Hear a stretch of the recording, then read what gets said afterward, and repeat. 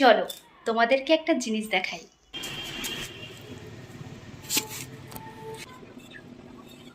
হাঁড়িটা অবধি এত গরম হয়েছে, খালি হাতে এই হাঁড়িটা ধরতে পারবে না।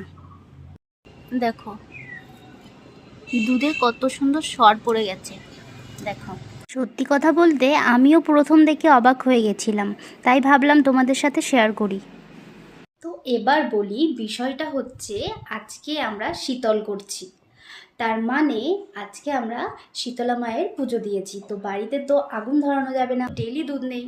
তো দুধ নিয়ে যদি দুধটাকে গরম না করা হয় তাহলে কিন্তু দুধটা নষ্ট হয়ে যাবে।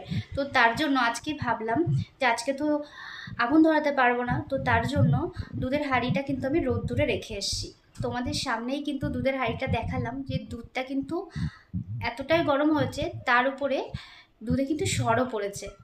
আমার তো ভীষণ ভালো লাগছে দেখে, কারণ এটা আমার হট করে মাথায় এলো বুদ্ধিটা যে এরকমটা করে রাখা যেতে পারে। তো আমার এই বুদ্ধিটা তোমাদের কেমন লাগলো অবশ্যই আমাকে জানাবে। টাটা।